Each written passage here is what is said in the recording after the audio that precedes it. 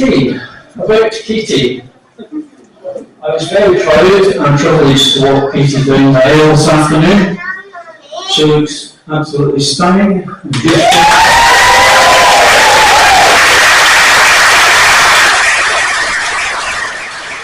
I have to say that was not the first time we walked the aisle.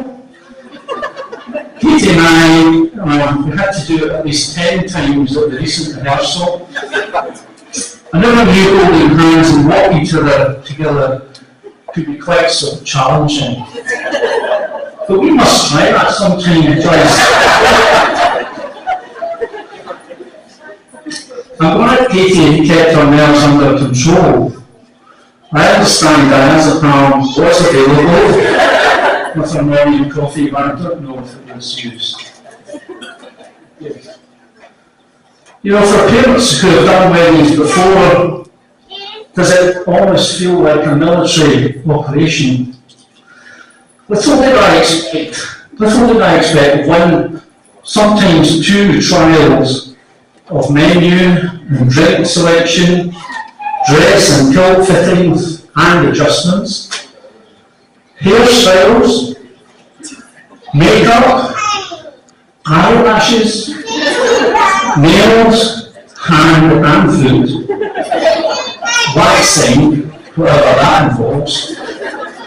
And I hasten to add that the last few were ladies only. So my preparation was somewhat limited to an extra viewing of the film Father and the Bride. That's the second version with Steve Martin. And given our shared experience now, I think George Banks and I could be brothers. In contrast to that script, we've missed out the participation of the swans, but we've certainly secured a few seagulls. I should at this point acknowledge and thank Rebecca of the Hydro, who's managed our arrangements so well and safely to deliver the nuptials. Thank you, Rebecca. She is easily the equal of, I think it's from Esselhofer. Katie's dress is amazing, and our band manager assures me it is a sound investment. I'm so pleased that the maid of honour, Chloe, and bridesmaid Kirsty ensured the dress was properly presented. In fact, it was a relief Chloe made it to the wedding at all. She ended the weekend 10k based on crutches. Katie recently attended the wedding of our cousin Naomi to Amy. She was wearing a beautiful floral dress. However, she was strangely fidgeting all day. She seemed to be in discomfort. Well, the mystery was solved when, with half an hour to go to the end of the wedding, we discovered Katie's dress was on back to front.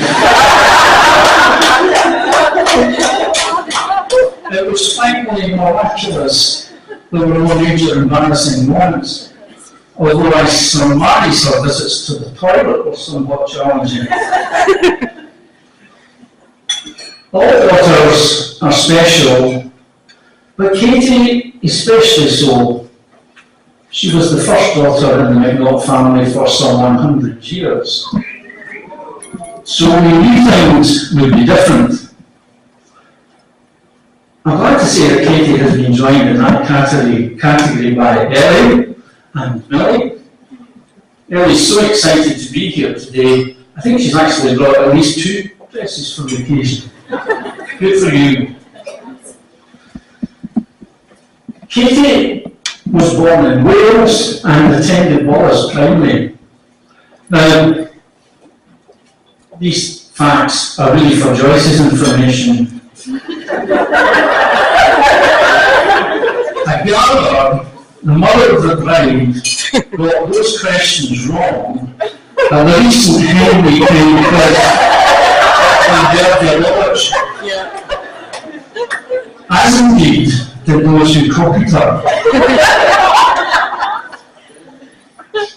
Just as an aside, Joyce, she She constantly complains that I never listen to her. Well, it's something like that.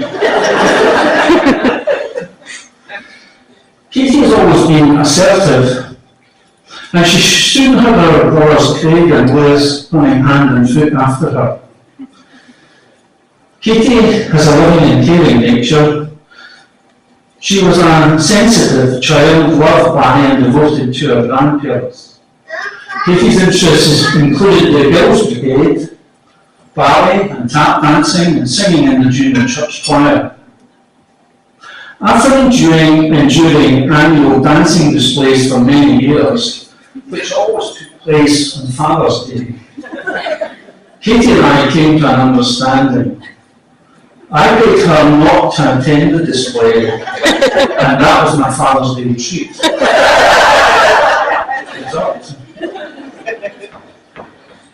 I hope Katie agrees with me that she's not particularly academic, but she has many, many practical skills.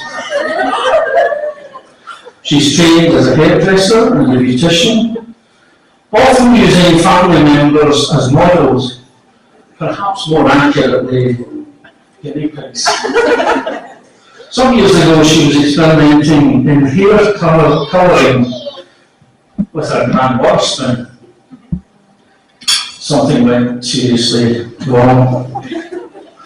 Poor May, for the first time in her life, endured a cherry red rinse. Katie, even from a young age, loved wearing makeup. Even as a teenager, in fact, sometimes too much, often looking tangled in her way out to school. Katie's a good cook. This became evident at the family MasterChef competitions between Katie and her mother, which Katie usually won. Now some, including me, would say on merit, others simply to keep the peace. But Joyce can be a bad loser.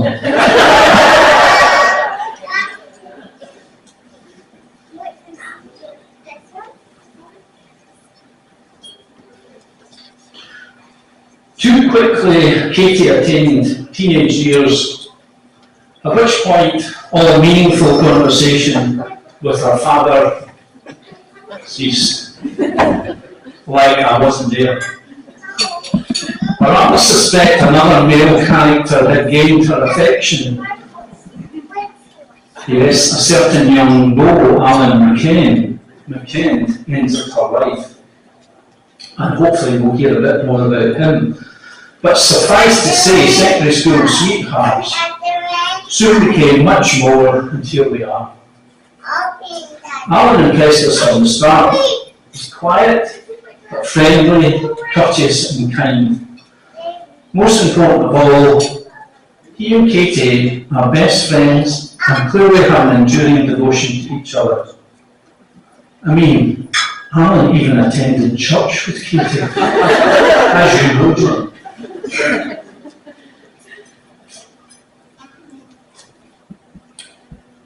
Sorry, I lost my place here. Yeah, Joyce compliments Alan for always clearing his plate with no fussiness. I don't actually remember Alan asking me for Katie's hand in marriage. No. But we all just assumed it would happen because Katie talked it up so much, and poor Alan simply went along with it. But Joyce and I are pleased at last to officially welcome Alan to our family. Katie and Alan have actually already started a family. They have a German Shepherd dog called Piccolo. Yeah.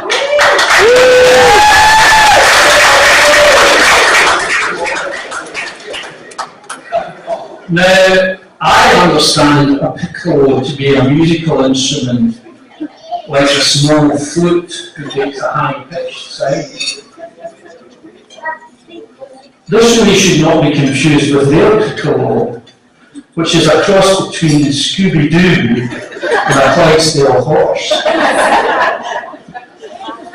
Dare I say, it will be interesting to learn the names selected for their children.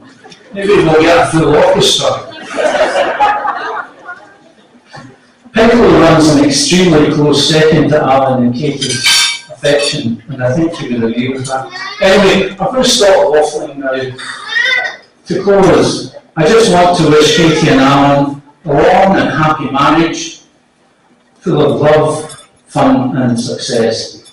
So please join me in the toast. Be upstanding. The toast is Katie and Alan, the bride and groom.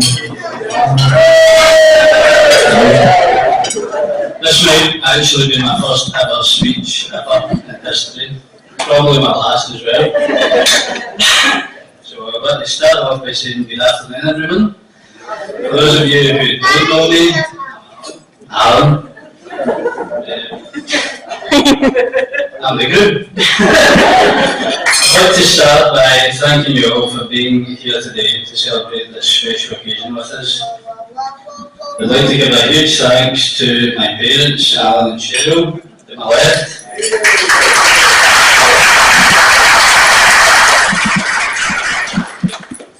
Need to find my place again. I'd like to thank them for their mostly unwavering support and love throughout my life. And to Katie's parents, Colin and Joyce, to my right.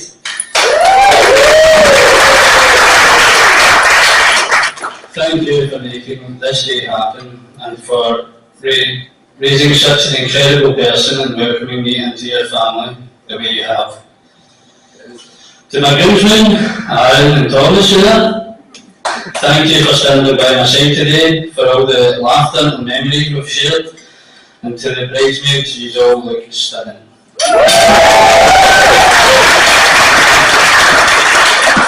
Right. Now I'd like to share how Katie and I met. It all started on Facebook. But Katie insisted she knew my cousin. She didn't. But we got talking from there, and day by day I realised how, 2 seconds, how special and kind she was. She wasn't like any other girl in school. She was interested in me as much as I was in her. From there, I would walk her home as much as I could, and we would share stories and talk about the future, until I finally plucked up the courage to ask her out. She said yes. And from that moment, I thought, I'm going to marry this woman. Yeah. As there was a connection between us that I struggle to describe to this day. We were meant for each other.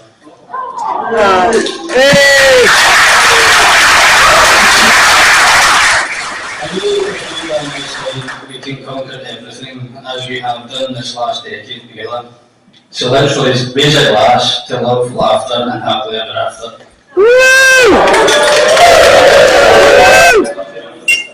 Oh, and by behalf of my wife and I,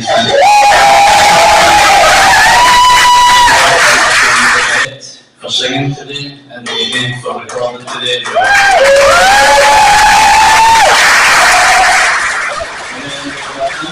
We made us a tablet, and then we've got Louise and Naomi for their readings during the ceremony. And have a toast to the bridesmaids. Yay!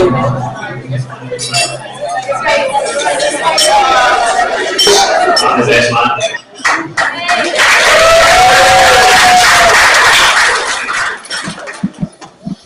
Now, I have the privilege of doing the speech, and I just want to say thank you to Alan and Katie for allowing me for this speech.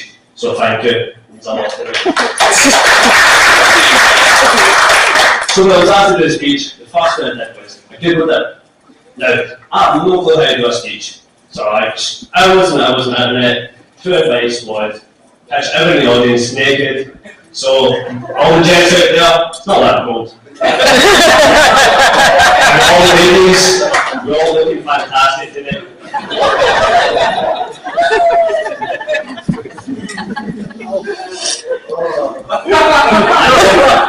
want to make a special mention to the bridesmaids.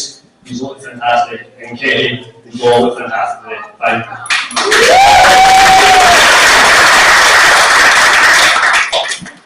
Now, we had a bad story from China with Alan, so this will be fun. One evening growing up in household, Alan was quite fond of digestive biscuits. So every time he would come up, he would always ask my mum if he got any digestive biscuits in the cupboard. And my mum's answer, and the sheer delight in his face, helped himself in the cupboard and took out a full pack of digestive biscuits. Well, I fell asleep and I woke up. Alan, falling asleep with his feet on a wooden chair, with a half-eaten digestive biscuit on his chest, with his hands facing down. I was like, what's going on? After that, we had all the biscuits, so try and make sure we don't have any biscuits in the house with this. Now, usually, us guys, we don't express emotion, but I'd like to this time to Alan. Thank you for asking me your best man. It means an honour and a privilege. So that we can raise a glass to Alan and Katie. You're here.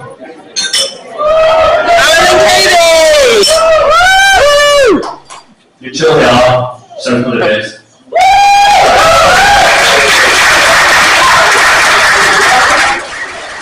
You know what Katie says about the proposal when Alan proposed? She told me, didn't you, Katie? It was beside the Christmas tree one Christmas. But that's not really what happened. This is what I heard tonight. In a fit of passion that Alan is prone to every now and again. And I must warn you, Katie, it's only every now and again.